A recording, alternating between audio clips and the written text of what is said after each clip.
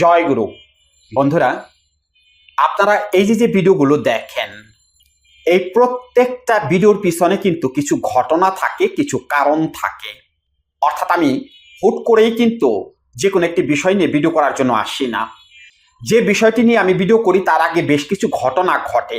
হয়তো কোনো রোগী আমাকে কল করে তার ঘটনাটা বলে, আর না হয় আমি স্বচক্ষে কিছু দেখি, সেই ঘটনাগুলো আপনাদের সামনে শেয়ার করার চেষ্টা করি। অর্থাৎ আপনাদের সেই ঘটনাগুলো বলে কিছু মেসেজ দেওয়ার চেষ্টা করি, যেন আপনারা নিজেরা শুধরে যান, নিজেরা পরিবর্তন হয়ে যান। আজকেও এরকম একটি ঘটনা দ্বারা আপনাদের কিছু মেসেজ দেওয়ার চেষ্টা করব। আজকে সকালে এক বিজ্ঞানী বলতে তো আমরা বুঝি যে যারা গবেষণা করে, তাই না, বিভিন্ন বিষয় নিয়ে গবেষণা করে, সেই বিজ্ঞানী না, এ হলো আধুনিক যুগের বিজ্ঞানী, যে আমাকে আজকে সকালে কল করেছে। বিজ্ঞানী কেন আমি বিজ্ঞানী বলতেছি, তারও তো কিছু কারণ আছে।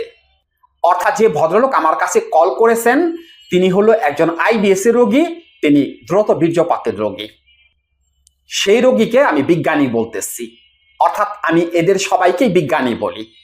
বিজ্ঞানী মানে এই বিজ্ঞানীরা যে কি নিয়ে গবেষণা করে, সেই গবেষণার বিষয় যদি কোনো সুস্থ মানুষ জানতো, তাহলে সে হাসতে হাসতেই ফিট হয়ে যেত। এত বড় রকমের বিজ্ঞানী হইল এই আইবিএস এর রোগী আর হলো দ্রুত বীর্যপাতের রোগী। তো সেই বিজ্ঞানী আমাকে কল করে বলতেছে যে স্যার, আমি দ্রুত বীর্যপাতের জন্য কি কি খাবার খেতে পারি, অর্থাৎ আপনি আমাকে প্রতিদিনের একটি খাবারের তালিকা দেন। তো আমি তাকে জিজ্ঞেস করলাম, আমি খাবারের তালিকা দেওয়ার আগে আপনি আমাকে একটু বলুন তো যে আপনি কি কি খাবার খান। তো সেই লোক খাবারের তালিকা আমার কাছে বলতেছিল। সকালের তালিকাটা আপনাদের সামনে আমি একটু শেয়ার করতেছি। কাজু বাদাম, পেস্তা বাদাম, চাইনা বাদাম, আখরোট, কিশমিশ, ছোলা বুট, খেজুর, 2টা ডিম, আবার নাকি 1 চামচ মধু, 1 চামচ ঘি, আরো কি কি বলতেছিল। আমি ওনাকে থামিয়ে দিলাম। আমি বললাম, ভাই এবার একটু থামেন, আপনি যে কথা বলতেছেন, যে শুরু করছেন এই সকালের খাবারের তালিকার, আমার কাছে আর বেশি বললে এমনও হতে পারে আমি স্টক করতে পারি। আর বলেন না, এবার আপনি আপনার রাত্রের খাবারের কথাটা আপনি আমাকে বলেন। ভাই প্লিজ বেশি বলেন না, 2-1টা আইটেমের কথা আপনি আমাকে বলেন যে রাতে কি খাবার খান। আমি তো জানি আপনার বিশাল তালিকা আছে, সেই তালিকা থেকে 2-1টা আইটেম আপনি আমাকে বলেন। সেই লোক বলতেছে আমাকে যে স্যার, রাত্রিবেলাতে ঘুমোতে যাওয়ার আগে আমি 1টা ডিম খাই, 1 গ্লাস দুধ খাই, আবার চিয়া সিড ভিজিয়ে রাখি, সেগুলো আবার রাত্রিবেলাতেই খাই। আমি বললাম তারপরে কি হয়, কারণ তারপরে কি হয় শোয়ার পরে সেটা তো আমি জানি। তারপরও আমি জিজ্ঞেস করলাম যে এগুলো খাওয়ার পরে কি হয়। পরে বলতেছে স্যার, রাত্রিবেলাতে স্বপ্ন দোষ হয়। প্রতি রাত্রে স্যার আমার স্বপ্ন দোষ হয়, আমি কোনো কিছু নিয়ে ভাবি না স্যার। এক আছে না যে আমি মেয়েদের নিয়ে চিন্তা করলাম না স্যার, ওইরকম কোনো কিছু ভাবি না, কিন্তু রাত্রিবেলাতে বের হয়ে যায়। আমি তো আগেই জানি যে রাত্রিবেলাতে বের হয়ে যাবে, কারণ এদের পেট তো এমনিতেই গরম থাকে, তার মধ্যে আরো গরম ওই যে ঢেলে দিয়ে এসছে, বাস গরমে গরমে তাপমাত্রা এমন বাড়ছে, মধু গলে পানি হয়ে গেছে, অর্থাৎ ওই যে শেষ হয়ে গেছে। এই হলো অবস্থা। সে আরো কি কি বলতেছিল, অত কিছু তো বলা যাবে না।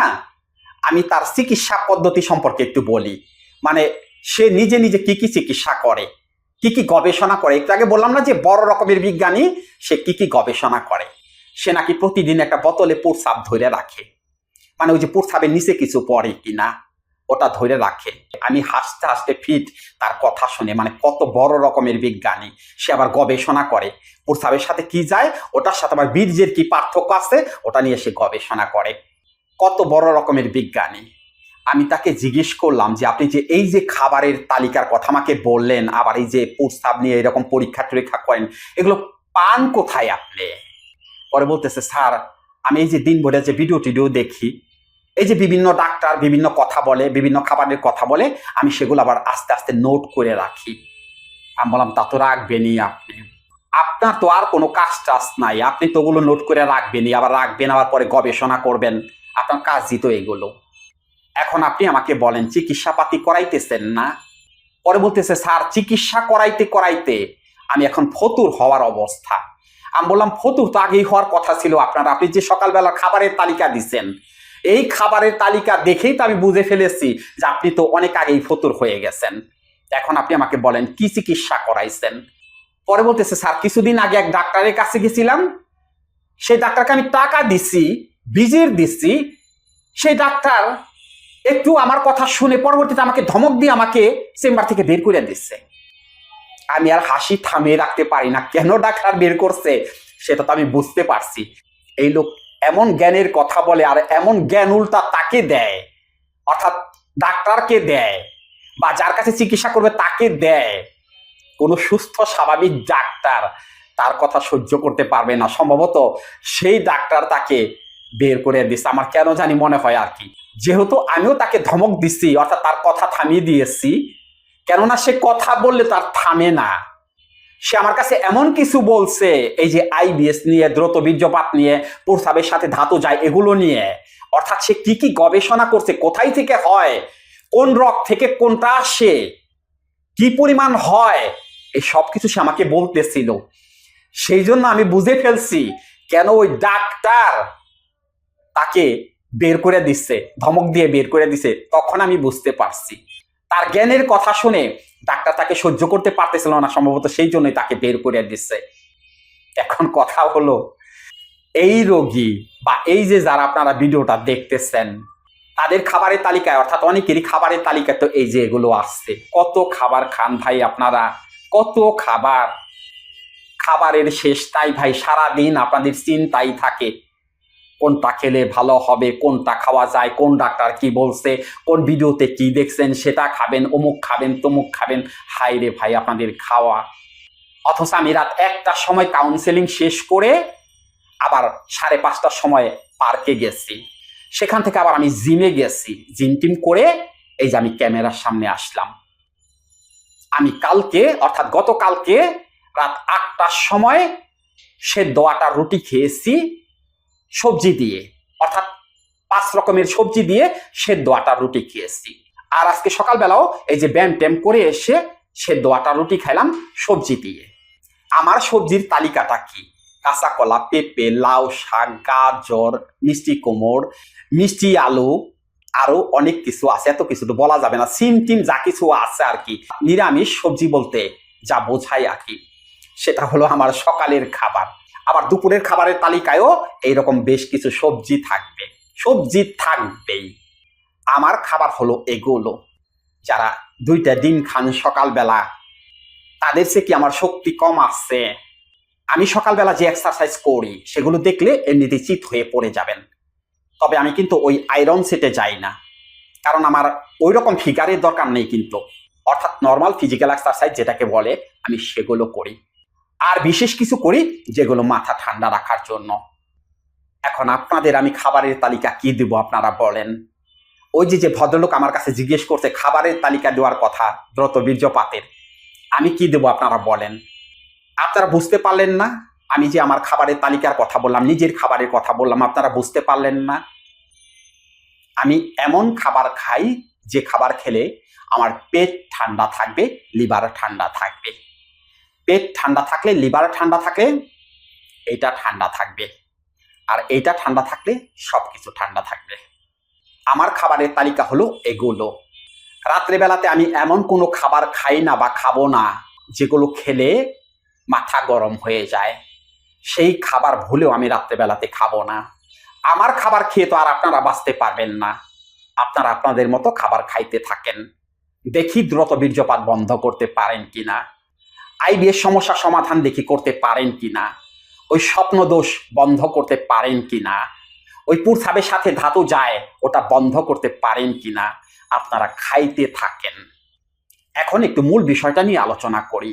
এই যে খাবারের তালিকার কথাটা ওই ভদ্রলোক আমাকে বলছে, এই সবগুলো খাবারই হলো উত্তেজক খাবার, সবগুলো খাবারই হলো হাই প্রোটিন জাতীয় খাবার বা হাই ক্যালোরি জাতীয় খাবার। এগুলো তাপমাত্রা বাড়িয়ে দেবে। তো আপনাদের বীর্যপাত কেন হয় আগে সেটা জানতে হবে। বীর্যপাতটা হয় তাপমাত্রা অতিরিক্ত থাকার কারণে, অর্থাৎ নিউরন সেলে বা স্নায়ুতন্ত্রে অতিরিক্ত তাপমাত্রা থাকার কারণে মধু গলে পানি হয়ে যায়।